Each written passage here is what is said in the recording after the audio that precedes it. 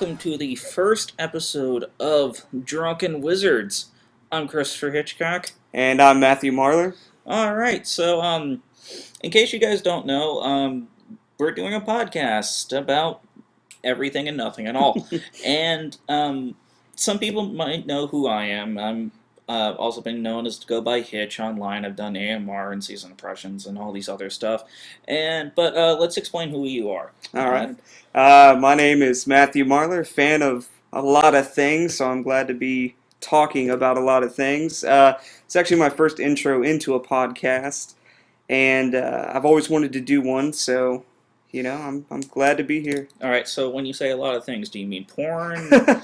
Okay. Big fan of comic books, movies, video games, music I dabble in a little bit, but...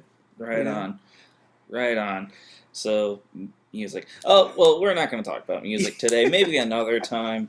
Maybe when I did see Rock of Ages last night, so we might talk about that a little bit. Okay. But the big thing that we did see recently was Prometheus. Yes. I loved it. You loved it? I did. Right. I enjoyed it myself. Now, one thing I do want to ask you is that when the movie was over, was there this giant groan from the audience?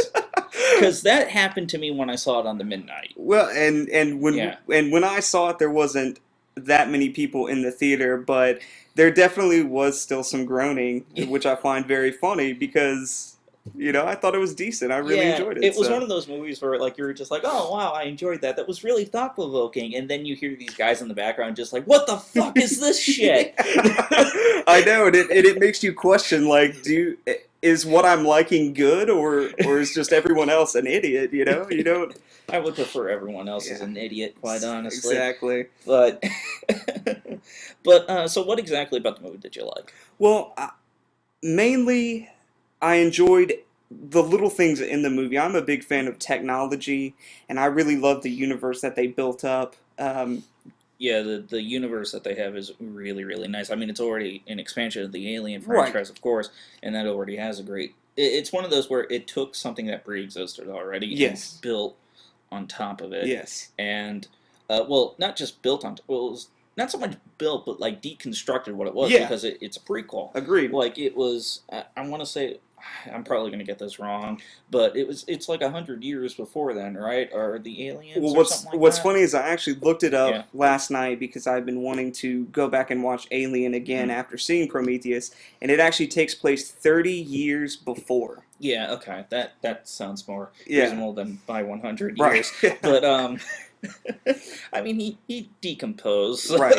And it being Ridley Scott again, that's really what drew me to the movie first and foremost, and he didn't let me down. So yeah, I think he let a whole bunch of other people down. But everybody's a critic, and they were a little bit mad at what was already built for them. But I think what it was, I think a lot of people were expecting it to be more action orientated, they were expecting it to be aliens. Agreed. And with this movie, it was more.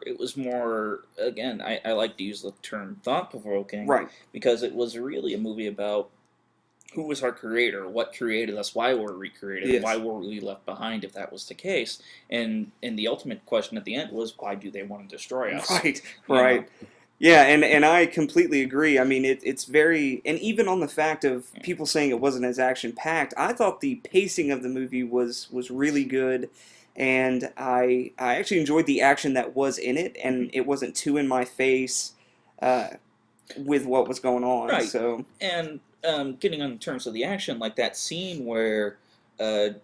I forget her name, but the main female character where she gets, I guess, spoiler. Oh, yeah. I'll just say that right now. We'll get into spoilers, so fuck you if you haven't seen Prometheus at this point. But when she gets pregnant, right, that scene was, frightening. Oh, man. That got really, really intense, because it got to that point where it's just what do you mean I'm 3 months pregnant? And... she's, dragging herself into this self thing, and she's, cutting open her stomach. Well, the machine's cutting open her stomach, but still, that scene was freaky. It was great, and I think that goes to part of the acting as well, because obviously, Michael Fassbender did a fantastic job as David. I'm sure we'll get on that a little bit more, but Naomi Rapace as Shaw did Yeah. such a good job, in my opinion. And again, in that scene alone, Hmm. just her frantically trying to get out of this predicament and Hmm. like get into that machine and get whatever's in her out. Yeah. I just thought it was chilling, honestly, at some And points. drugging herself up as much as Yeah, possible, which is one of those exactly. things that just like in a Western movie they're just like, I'm gonna cut open my stomach, take things out, but she's just like, no, this is gonna hurt like Yeah. fuck. So I'm gonna drug myself up as Yep. much as possible so Yep. I don't feel anything. Right. And on that scene again, like again with the little things, I love how she goes to the machine Mhm. and she puts in try to abort whatever's in her, and Yeah. it's like males only. Yeah. And I'm just like, so she has to like on the spot, she's compromising. Yeah. What can I do to get this thing out of me? And I thought it Which was is great. funny because the machine is owned by Charlize Theron's character, and it's just like, why would you have that Right. on your ship when you're a woman and it's meant for men only? I know it's Exactly. like one of the first existing ones of that type. Like they said, there were 6 of them. I think it was. Yeah, not many at all. Yeah, Maybe. but still, I thought that was really funny. It was just like, oh man, does this mean Charlize Theron's character is a man? Yeah.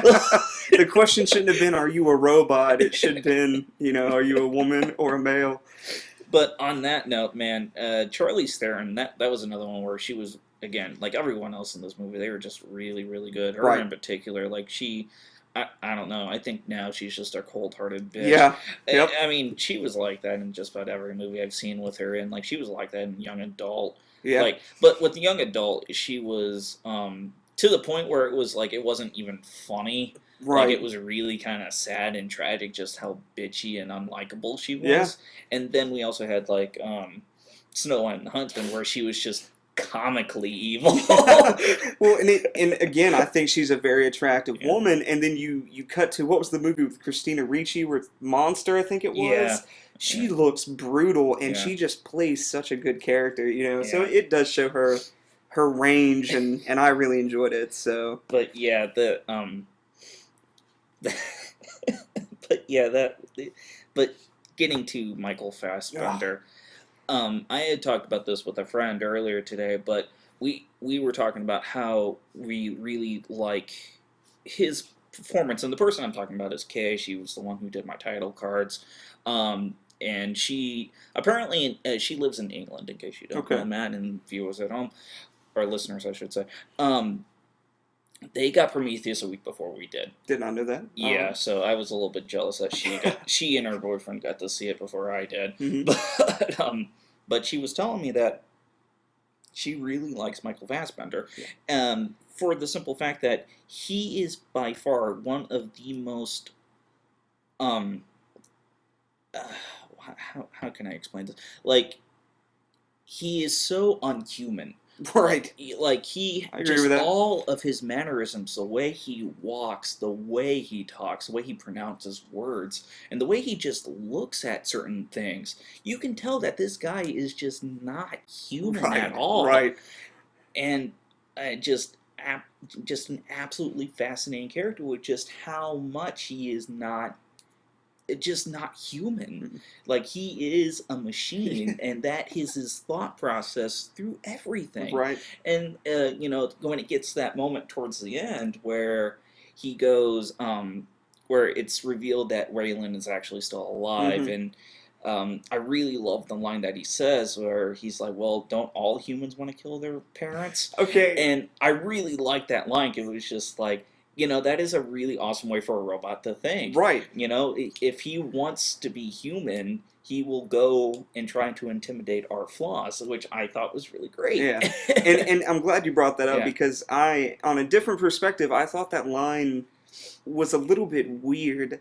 And obviously, saying on what you said earlier, Michael Fassbender, the only thing I've actually seen him in otherwise is the X-Men First Class. I haven't seen Shame, but I hear he does a phenomenal job acting in that movie. And you get to see his penis. And you get to see junk pretty much most of the movie. Yeah. But, well, not most of the movie. It's just one scene at the beginning, but it's huge. Is it really?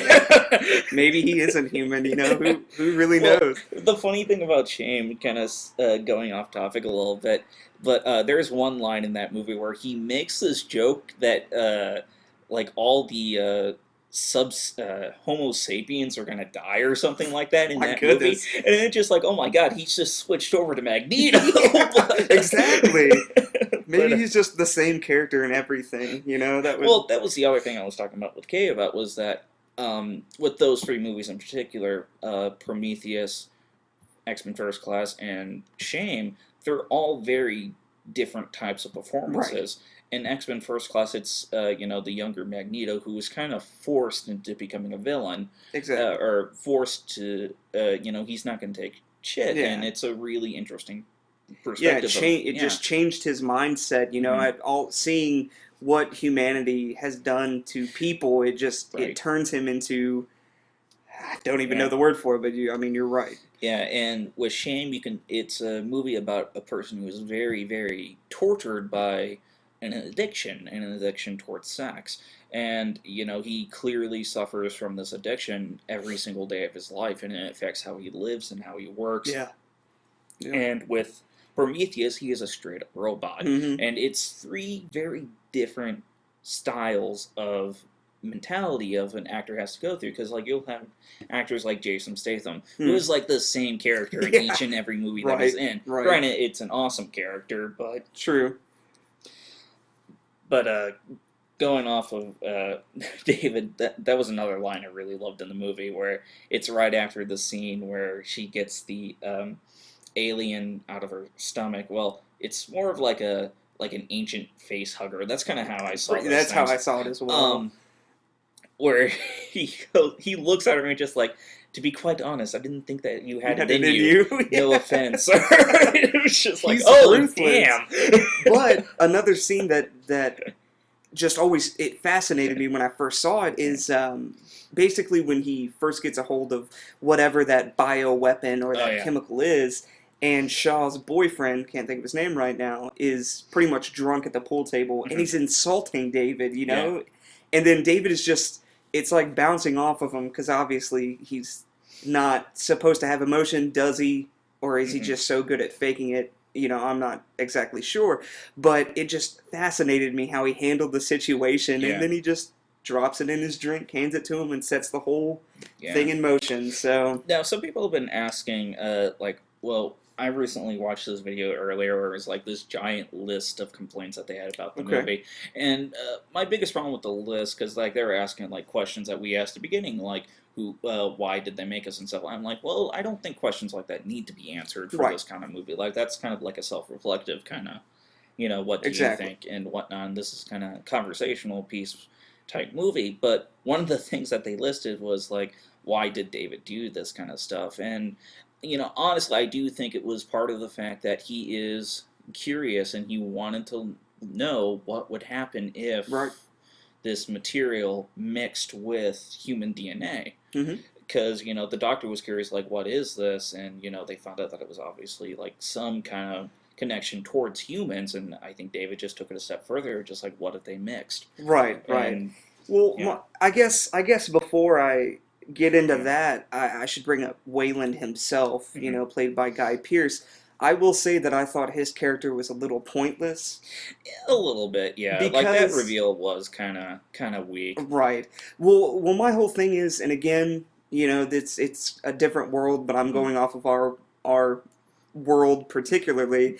But so far into the future, I would think that they would have technology or something to keep this old man alive. Like him going off so far to find these engineers or Mhm. gods for immortality seemed a little, on a hunch, seemed a little too Well, I weird think for me. for my perspective, I thought that they had kept him alive for a lot longer than he should have been Right. alive Okay. for, and he was just searching for that final thing that would make him immortal and forever youthful. True. And it's one of those, technology can advance only as far as we can make it, and Right. I think in the Prometheus universe they have pushed it to the limit that humans can go to. Okay. Yeah, and I do think that they never really explained what he's dying of or if it's just old age. So Yeah. obviously you don't know, but I guess about the questions, at the end of that movie, when the credits started to roll, I did feel a little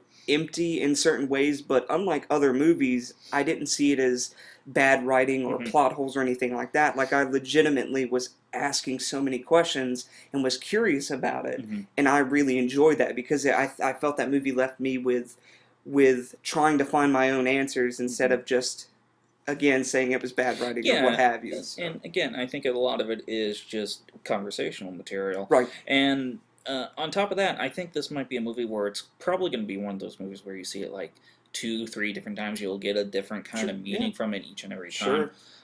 So, like, I've only seen it once so far. Me as well. But, we say so far. Yeah, exactly. I do want to see it again, I can tell you that. Yeah, I would not mind seeing it again as well, and I might take my dad to go see it. But yeah, it just, I really enjoyed it, and I really liked the space jockeys, like that scene where they're in the map room and David's messing with the map. Yeah. Just really, really awesome imagery. Now, I didn't see it in 3D. I didn't either. But one of my teachers at my school actually said that scene in particular looked really good in 3D. I can imagine that, yeah. So I might, because I work at a freaking movie theater, I can see it for free. Oh, the perks. I might just go ahead and see it in 3D next time I go see it. Although I said that with Avengers, and I still haven't seen it in 3D. 3D in that was pretty good. I mean, it is what it was. So.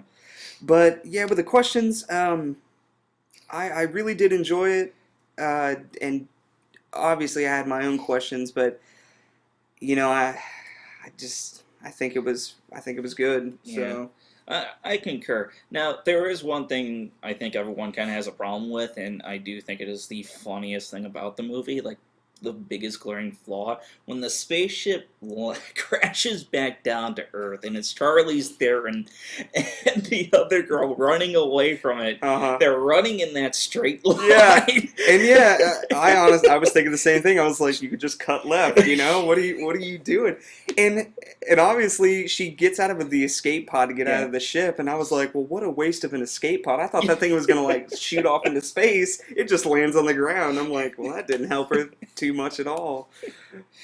But yeah, Prometheus. Funny. So if you haven't seen it, go see it. It's definitely worth your ticket dollar, and it's a good, thought-provoking movie. Apparently, it's gonna suck with the general masses, but who gives a shit? True, and it does have its flaws. I mean, I just think this is with movies in general, but there's little things here and there. One thing in particular, you were talking about the map room that I found so funny was David watching the hologram and picking up the flute to play. And I was just like, I wonder who that guy in the boardroom was that was like, do you know what would be cool? If they had to play a flute to bring up their maps. And I'm like, what is this? But and that also brings them just like, what if the aliens had germs or something like that on the flute or something? Granted, it's David and it's a robot, but at the same time, And the dialogue was a little... I enjoyed it for the most part, but again, with movies in general, I feel... Oh, like the Black Captain, where he's trying to sleep with Charlize Theron. Well, mainly it was the guy with the shaved head who like releases the scanners when they first get in the pyramid. Yeah, that guy. And he does the whole howling scene. I was like, I get it. They're your pups. It's a little cheesy. And then the whole Charlize Theron father thing, it just kind of made me cringe, but... can't be perfect. That was one of those things, like when she was talking, or it's the line that's in the trailer. It was just like every king has his reign, and that was one of those things. Like that's an awesome line for the trailer, line. Not so much for the movie. The scene itself, you're like, no, I can't do it. But yes, definitely a bang for your buck, and it is thought provoking. Yeah.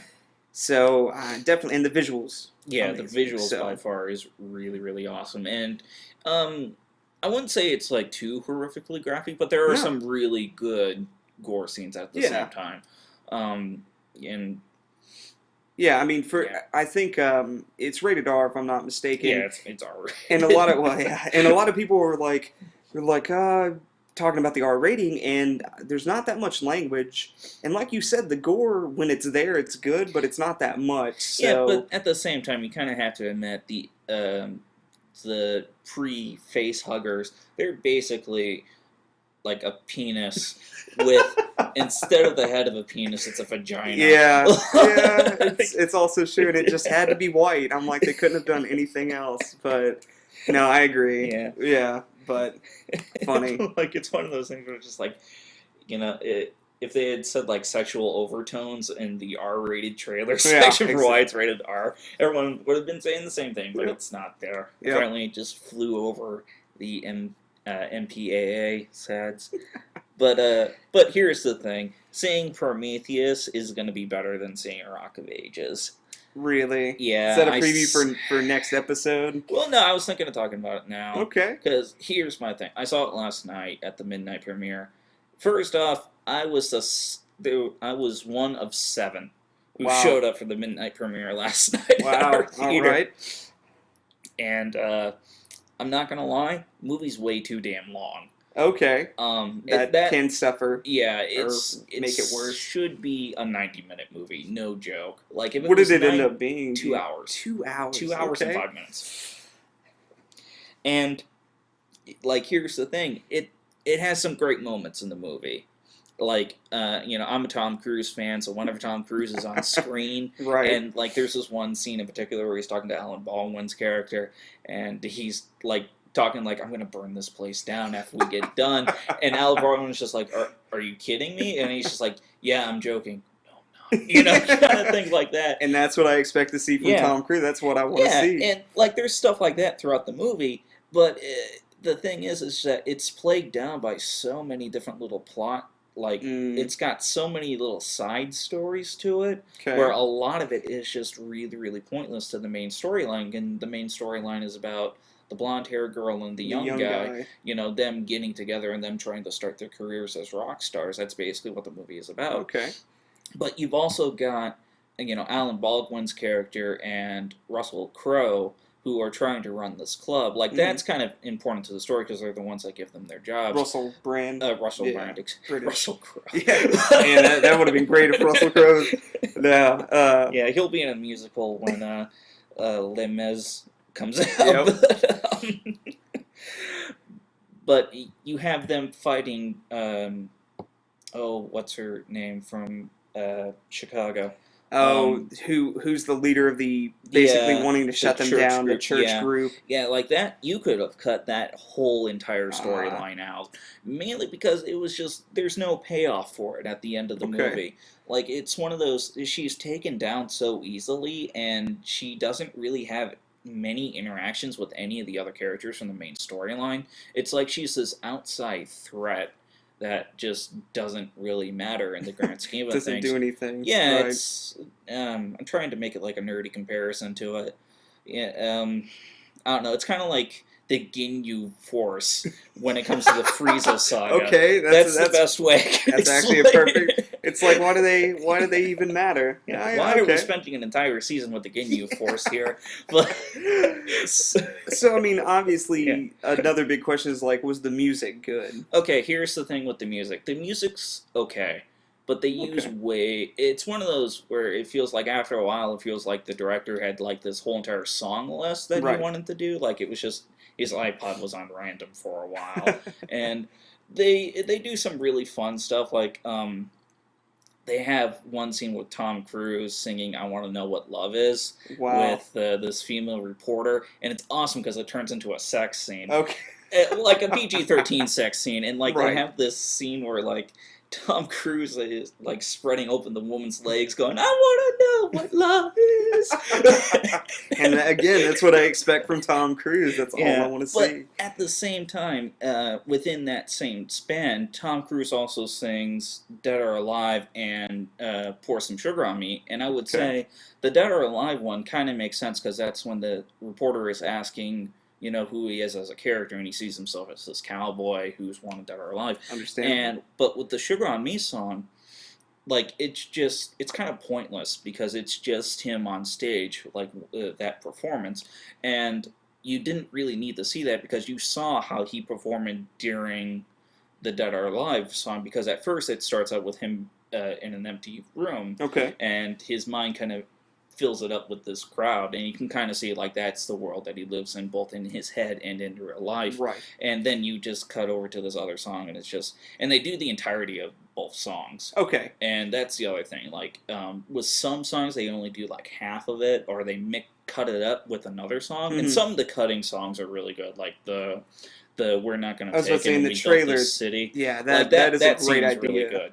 And also the one at the beginning, where it's Sister Christian and something else. Mm-hmm. I can't remember what it is, but it's again, it's one of those movies where it has good things in it, but it's just too much. Mm. So overall, Yeah. if you like musicals, I do enjoy musicals. I do intend to see it. Yeah. Is it going to make the masses happy, or is it just no, not at all? It's not going to make the masses happy Too at all. long and too much going on. Yeah, it's Alright. too long, too much going on, and the movie hates rap, which is to be expected. Right. But at the same time, it feels like it's gonna. It does feel like it's gonna alienate its audience, Okay. even within the musical genre, because there aren't really too many. How's the best way to put this? Like, there are song and dance numbers, but they're not traditional song and dance numbers. Okay. It's gonna be rock songs, Right. and the covers are good, but again, it's really long, and it's one of those movies where it really does overstay its welcome, because like, I really like the scene towards the end, because it ultimately, the movie builds up to Journey's Don't Stop Believing. yeah, Don't Stop Believing. That's ultimately what it builds up to, and it's one of those things, just like, man, if there wasn't so much build up for it, Right. And like, another character that was kind of essential to the plot, and I would say he was the main villain, is Paul Giamatti. Oh, great actor. I fucking love Paul Giamatti. I'll watch anything that he's in. Agreed. And he's good in this movie, but at the same time, he could have cut his story in half. Ah.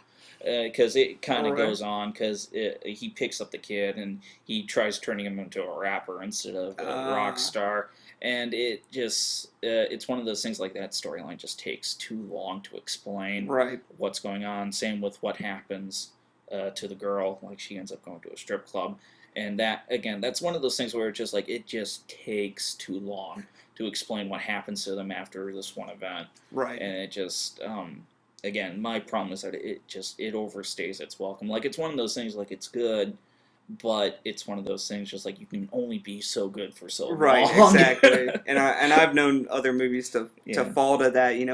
When you make it too long and you throw too much in, it just doesn't work. So. But yeah, and also, I think that was one of the few times where, like, every single trailer that played during that movie, I absolutely hated. Trailers. Where it was like, they showed that Hidden Run trailer again, and that one bugs me. Which one is Hit and Run again? That's the one where I had the hashtag on the bottom of the screen the entirety of the time. Yeah. That really bugged me. Right. Like, that was one of those things, just like, you know what, if that's at the end of a trailer, fine, whatever, but don't make me watch that fucking hashtag for the entirety of your 2-minute trailer. That thing bugs you more than anything else. Well, and here's the other thing I noticed. In the trailer, when he gets beat over the head, did you notice that he had, like, black on his face? I did. Yeah, that's blood. That's supposed to be blood. Like, they instead of, like, red, they made it black, and now it just looks fucking creepy. Yeah, yeah. And I said it before when I first saw that trailer. It's all about making me believe the characters are who they are, and you can't tell me that the guy from Punk'd, can't remember his name, is this, like, diamond heist or thief getaway driver. Because I think Kristen Bell plays the perfect whiny girlfriend who's just like, I can't believe I'm wrapped up in this. But the other characters just seem so crazy to me. Yeah. Just so bad looking. Yeah, like, there was also the Carrie Perry, whatever the fuck her name is, the one who did that music video in Candyland where she's got the Katy Perry. Yeah, Carrie Perry. Like, she's got a new documentary coming out. Basically, it's this year's Justin Bieber movie. The showing her stardom and, like, yeah, rise to fame. Yeah, that's gonna suck. But yeah, and also, like, there were a lot of music-oriented movies, which I was kind of surprised with. Okay. Unfortunately, they didn't have the Les Mis trailer, which made me upset. But I was to say, that's, like, the next big musical I can't wait for. So. But, like, they had another one where it was, like, something really, really stupid, like Perfect Pitch or something like that, and it just looked fucking awful. Like, it's gonna be one of those, like, basically it's High School Musical, but it takes place in college. Oh, That's basically it's a what it is, step up. and it has more raunchy humor in it, but it's not funny raunchy humor. Like there's a fat chick in the movie, and As there should she's be. and like she's very aware that she's fat, and they had like a whole bunch of different fat jokes in the trailer. Like there's this Terrible. one where they're running around and she's just laying down. She's just like, I'm running in the air, and it was just like, God damn. But yeah, It's that movie looked terrible. really really awful. Yeah, I mean, trailers are a big part of, what I like to see when I go see a movie. And there's, you know, during Prometheus, there was this Jake Gyllenhaal police movie coming out. Don't know if you saw the trailer for that. End of Watch. End of Watch I Yes. would not mind seeing because I can see it for free. Right. But it's one of those things where it's just like I'm not expecting anything good from Yeah. that movie. And my biggest thing is the camera angle, Yeah. because it's that whole, like, dash cam Yeah, shaky look, and it just makes me sick to Yeah, see. it's gonna be another one of those found footage movies. Yeah. Just instead of like we found this footage, it's just cop car police Yep. footage. But I'm trying to think that there was another really really stupid trailer that played. Oh yeah, Magic Mike. We got we got the latest Magic Mike please. commercial. Ah. Oh my god, that movie's gonna suck. Just the fact, like, if you damn. don't hate Channing Tatum for the fact that he used to be a male stripper and is now this big Hollywood actor, the fact that he is now going back and making a movie about being a stripper just pisses me off beyond belief. Well, not just that, but the fact that like everything he touches is cursed at this That's point. true. Like G.I. Joe. G.I. Joe, yeah, that's what I was gonna get into. Decent, That's what you I was know. trying to segue into. Right. That's bullshit. And like the fact I was just like, you know what, that would have been balls if they had killed Duke in that movie. Exactly. Like that, that was something that the Transformers movies didn't even do. As shitty as they are, I know everyone's not expecting a lot from them. But in the second movie, I'm just like, all right, if they keep Optimus Prime dead, awesome in Yeah. the second movie, but they don't. Nope. and, Sure don't. And like, there's never a hint of doubt that they're not going to bring him back. But in that movie, it sounded like they were going to keep him dead. I'm Yeah. just like, that would have been fucking awesome. Yep. Because in case you don't know, in the original cartoon G.I. Joe movie, they were going to kill Duke in that as well. Okay. I did not Like, know that. If have you seen the movie or the cartoon G.I. Joe movie? It's been forever. Okay. Well, towards the scene where Cobra infiltrates G.I. Joe's base, it's not Cobra Commander, it's Cobra Superior. Uh-huh. No. It's the guy in the golden mask. I'll look up his name later. But he throws one of his serpent things right into Duke's chest, Oh. and it impales him, and like the snake crawls out of him. It's actually kind of a cool image. But he's left for dead at the end of that movie. Yeah. And what happened was that this was G.I. Joe the movie came out right after Transformers the movie, where they kill Optimus Prime in that, and that company was still getting letters of like their kids having seen the movie and like Hate locking mail. themselves in their rooms, not wanting to come out and stuff like that. Like I have the 20th anniversary collection or edition of Transformers the movie, and it's got some really good stories of like the letters that they got from parents of when they killed Optimus Prime. Right. But they were saying that because of that decision and how badly they reacted, they decided at the last minute to bring him back from the dead. But the thing was, they had spent all their animation money already. Yeah. And so what they did was that at the very end of the movie, when everyone's celebrating, the doctor character comes over the radio just going like, I just came back from the hospital, Duke's gonna be okay! Oh my goodness. So with this movie, it feels like, it was gonna redeem that. Like it was gonna kill Duke and it was gonna Keep him dead. keep him dead. And now, this test audience, fuck them, whoever the fuck they are, was just like, I really like the stripper guy. Yeah. I wish he was in the movie longer instead of Bruce Willis in The Rock. But Two characters I would love to see more of besides Channing Tatum. And that was my other thing. Like if you ever have a test audiences where they're getting more wet at the fact of seeing Jason, whatever the fuck his name is, Channing instead of The Rock or Yeah. Bruce Willis Yeah. or a ninja. Yeah, exactly. There's something very wrong with their test audiences. Like, they meant to go see the Breaking Dawn preview Yep. instead of Exactly. the other one. And that's the problem. I mean, with comic books, most recently, but movies and anything else, they just can't kill characters and keep them dead. I think it adds a great dynamic to the story, and then they're just like, oh, time travel, or oh, he didn't die really, it was a stand-in. I don't know. But you know what's the most tragic thing about the G.I. Joe thing? Okay. Uh-huh. This sucks more for the toy companies because the toys have been released for the G.I. Joe Renegade movie. Okay. Like, if you go out to Walmart, they're on the shelves right now. Like, I went to Walmart and Target the other day, went through the toy section, they're there. They're there, all right. And they're advertising for the new movie, which was supposed to be out now. Oh. And so the toys don't have the push of the movies anymore. Oh. And when the movie comes out, they're not going to have the push of the toys. Wow. So it was one of those things, like apparently Paramount, I think, is the one who's distributing it. They asked Hasbro, they're like, could you hold off pushing back the toys? And they're like, fuck you! Yeah. We're Hasbro, we can't do that. Yeah. They were just like, look, I don't give a shit if your test audiences weren't able to get satisfied, but we have fucking deadlines to meet. Exactly. And I wonder, if that's, obviously I don't know what the push of a toy would do for a movie or vice versa, but I wonder how that's gonna... It's huge. Is it? Because, like, with most animated series, that's how most animated things get their money. Like, that's one of the reasons why Disney bought Marvel, was so they could have the rights for the toys. Right. Like, if you go into the Disney store, you can buy the Marvel figurines, which I'm very close to doing myself next time I go to the Disney store. Right. But yeah, so it's like it's a major blow all around, and just it sucks. It really does. And miscommunication, man. It's gonna cost them because of, like you said, test audience and just bad decisions. And see and now the other fun thing is just like, I wonder how they're gonna fix this problem. Like, are they gonna put him in a green screen and he's just gonna be like right next to the guys? Right. Like, they're not gonna have The Rock or Bruce Willis come back and talk, like, add additional lines. They're just gonna have Jason, just going just like, yes, I agree with you. The entirety. It's gonna be. I'm gonna see it regardless, but it's gonna be funny to like try to pick that out and see all this added stuff they're gonna have to do. Yeah, and see, that was the sad thing, was that the movie was looking really good up until this point, because it was just like, Cobra's like aligned itself with the U.S. government, pretty much taking it over. Yeah, and like it was playing off of the first one, which the first movie I enjoyed.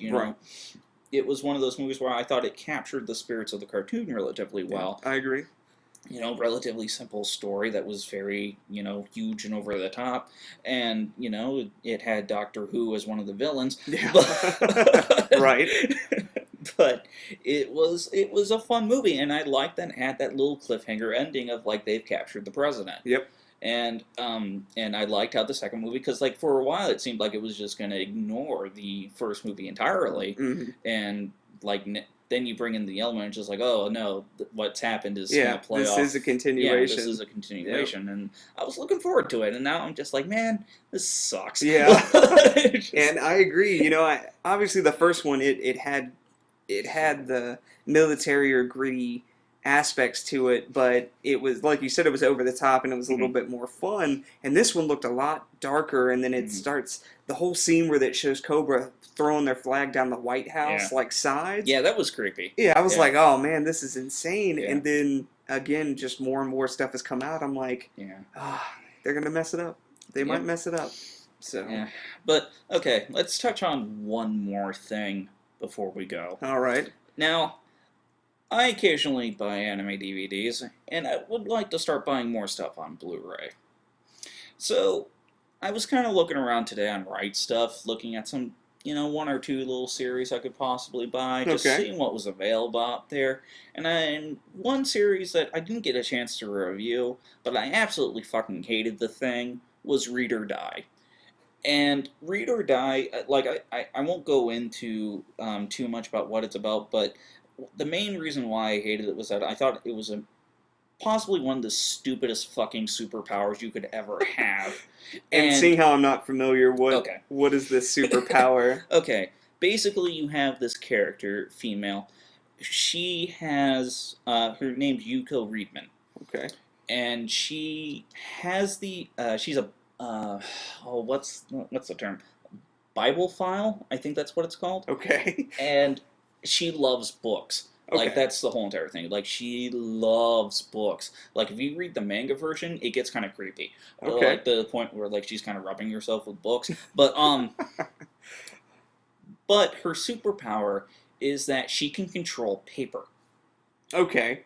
Like, she can make the paper levitate and cut people, and Can she make it transform? yeah, like she can make it and that was the whole entire thing. My problem with it was just like, that should be the extent of her powers, is that if you tell me she can control paper, it should be able to levitate and maybe give people paper cuts at the absolute most. Right. But what she ends up doing is, like, she makes paper where it can, like, cut through steel. Oh my god. Where, like, she can, like, make a paper airplane and she can fly off the building with it. And I'm just like, oh, this is really fucking stupid. Well, Like, it's paper. yeah. It shouldn't, like, cut through anything. Right. And, like, not only that, but there's this whole entire subplot, because, you know, anime is Japanese. Yeah. And, Over you the know, top well, already. no.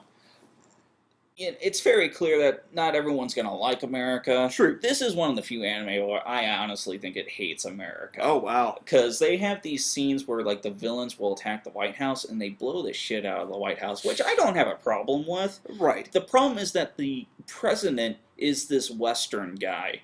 Like, obviously a George Bush. Okay. Western influence. But here's the thing that bugs me. Every single scene he's in, he pisses his pants. Like, he sees so the they're situation. really driving it home. Yeah, like, every single scene, he pees his pants, stains his pants, and, like liquid all over the floor. Wow. And it was just like, Jesus fucking Christ. I know We you get guys it. don't Yeah. like us, but come on. Yeah. You know? Wow, just, that's harsh. Yeah. That's And that's some rough. people will actually say, like, well, no, that's just, you know, Japan's view on government as a whole. I'm Oh, just like, come on. I don't fucking Yeah, think so. yeah. Like, it was just like, that's so Pacific. Yeah.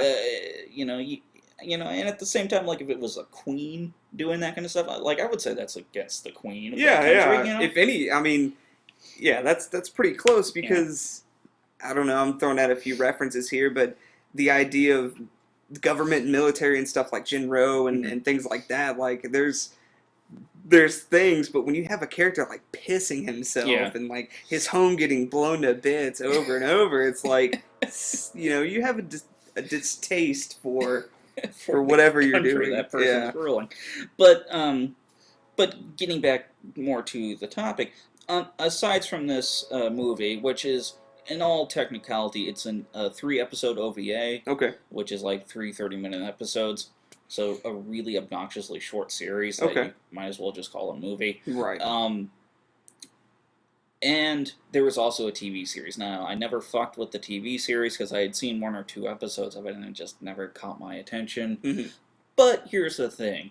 Aniplex has now, well, actually a year ago, has released a complete Blu-ray that has all of the episodes of the OVA and TV series in one box set. Oh wow. How much do you think it is?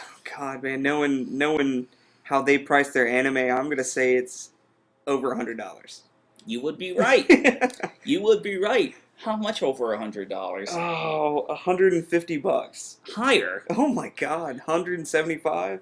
Well, low. 160. $160. I'll pull it up right now. Hold on. That one's the other one I was going to talk about. But yeah, $159.95. And you said it's the 3 30-minute, Yep, the 3 30-minute episodes right here, the OVA and the TV series. which was how long? 26 episodes, which, like, again, this is something that's, like, worth maybe 60. Like, Yeah. if you like the series, it's Right. probably worth 60. Now, for me, I wouldn't pay $20 for the OVA. Right, yeah, Like, exactly.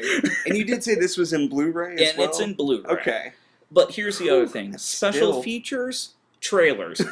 That's it. Like, there's no behind the scenes, there's no like, interviews with the voice I was about to cast say or interviews anything. or anything. My goodness. Like, it is possibly one of the biggest rip-offs you could ever find. But you know people are just Yeah. gonna buy it. Well, you know? that's the thing. I'm just like, you know, most anime people don't have money. Right. Yeah. It's just like, this is one of those things where just like, this promotes piracy above everything Yeah. else. Like, if you're Exactly. going to release a product, make it available to Right. people at a reasonable price. That's insane. And now, here's another one. Now, this is a show called Fate /Zero. It came out last year. Okay. I didn't get the chance to see it myself. The box set does not have an English dub. It's subtitle only. Right. On top of that, it's only the first 13 episodes. Of a how long series? I want to say it has 2 seasons, but it might still be ongoing. I need to check. Okay. How much? Now you're saying 13 episodes. And it's on Blu-ray. On Blu-ray? On Blu-ray. I would say $60. Higher. Oh my god. Don't tell me it's over 100. Higher. Oh my god. Why? You said it. You nailed it on the head that this promotes piracy more than anything else. Because there's no way that I would... How much is it? Okay, I give up ready for this? $120. Higher. Oh my god. Are you ready for this? You're not fucking I'm ready for this. I'm gonna brace myself. Here you are, $369.98. What? Does it come with like the artist with it that like draws for you for a year? What? Okay, here's what it includes. The box set includes exclusive box artwork by Takashi whatever. Fate/Sierra original soundtrack volume 1, the drama CD, and the production book materials in Japanese, not in English. So fuck you. Yeah. Features exclusive staff interviews, conceptual art, plus a separate translation book in English. Awesome. Right. And special features, trailers, TV spots, textless opening and ending. My goodness. Now, for me, comparing the two, the first one, that's the $160. Yeah. Without the special features, like when you give me something, it's got to have good special features. Like movies in particular, I love the commentary and behind the scenes and stuff like that. And then you give me $160, you know, with something that has no special features, and then you give me something that does have these special features, but it's $360 some dollars. Like, it's mind blowing. I can't even think of a movie or a series that I would pay that much for. 300? Yeah, no, that's Even like close to 160? 400. That's close to 400. Yeah. It's a TV. Yeah. Like, I'm trying to honestly think of anything I would pay that much for. Like, they recently just released a complete series of the James Bond movies on Blu-ray. Right. And it's under $200. Yeah. And here's the thing.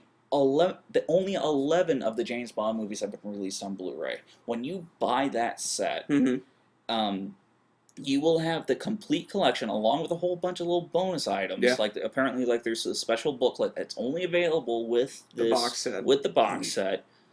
But even if all like the movies that were not included, get a single release and they sell them for like $10 each, you're still paying close to $200 to get the movies that you don't have. Yep. So you know, it's a better deal. It's a better deal. Yeah. Like, that's one of those things, like, and again, that's only, like, under $200. Yeah. And you're getting close to, like, let's say each movie is, like, close to 2 hours long. Yeah. So, I'd say so.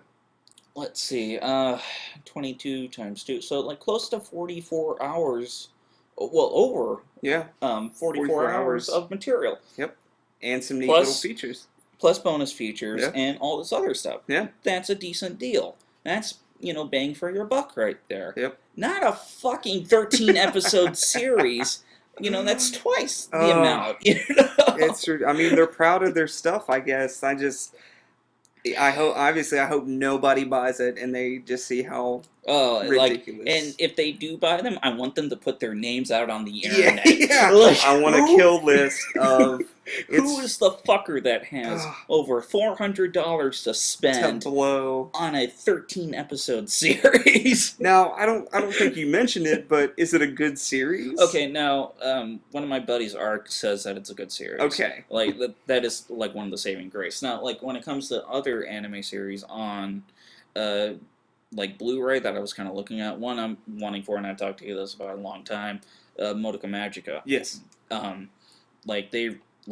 I want to say yesterday, or, well, Tuesday, they released the final volume of it on Blu-ray. Okay. But the thing is, each and every one of the Blu-rays is $40. And it only includes 4 episodes on each disc. Right. And it's a 12-episode series, so there's only 3 volumes. And, you know, you have to buy each one individually. for $40, and that's $120. That's rough, yeah. Tops, and that's the thing is that's a good series. Yeah. Like for a while, like before I actually started caring about where my money was going to, I was actually going like that's not too bad of a deal because you're getting the higher quality image, you're getting it for a really good series, and it has the English dub. That's the other thing. It has an English dub. And I know most people are just like, well, English dubs are shit. Yeah. But, hey, at least it's there. But it comes, it comes with that and the subtitles if I wanted to turn it off. Right. And it's one of those things. For a while I was just like, that's not too bad. You're buying it in bits and pieces and whatnot, and it has a higher video quality. Yeah. And so I was just like, yeah, maybe. But at the end of the day, it's still $120 I'm wasting on a 12-episode series. Yeah. Yep. It's just not, it's not worth it. Again, there are a lot of things I love out there, but I'm not going to blow money. Yeah, well, for thinking about it, recently that website had a sale. Well, I'm not too sure how long ago. I think this might have been a couple of months ago. But they were having a sale on Viz Media stuff, and they had each and every one of the Inuyasha box sets on sale for $20. Okay. So you can buy all 8 seasons of it for $160, and that's like 147 episodes. Yeah. So that's not too bad. That's like $1. That's better. Yeah. Yeah, like that's not too bad because that's like a $1 per episode. Yeah. Granted, a lot of it, it's Inuyasha. Yeah. But right. I mean, I enjoy Inuyasha. Don't get me wrong, but it's one of those things. It's just like if you like that show, that was a good deal. It's a good deal for you. But what are you gonna do? Yep. I don't know, man. See what happens. See what happens. Well, I think that's going to wrap up our first episode. Yep. And I'm getting ready to go on break for about 2 weeks. So I'll probably hold off putting this episode up for like a week or something like that, just so that the wait between episodes isn't all that long. So, and I'll get a website up for this and everything like that, and I'll make a separate Twitter for this. Okay. And so, like, if you guys want us to answer questions or anything like that, either hit me up on my forum spring, which is CJ Hitchcock, hit me up on my Twitter, which is, again, CJ Hitchcock, and I'll go ahead and create a separate Drunken Wizards Twitter account as well, which will be in the comments description below. And this first episode might be a video, but I will go ahead and make this audio streaming as well. I will figure that out as I go along. And you have a Twitter account as well, right, Matt? I do have a Twitter account. It hasn't been used in a while, so... Well, you're going to need to start using it. I am going to have to start using it now. Yeah. I guess the only way for anyone to get in touch with me would be through Facebook, but I will start getting my Twitter account up and running. I know. I say at least it's not MySpace. But that's the way to go. That's the only way you can contact us. MySpace. You have to send carrier pigeon to said address. But I will get my Twitter account up and going again, and Yeah, because I'm sure after this you might have a couple of followers. I have at least 250. Nice. So. All right. So. I look forward to it because I hope that people enjoy our conversation and our critiques, what have you, of what we have talked about. So I do appreciate it.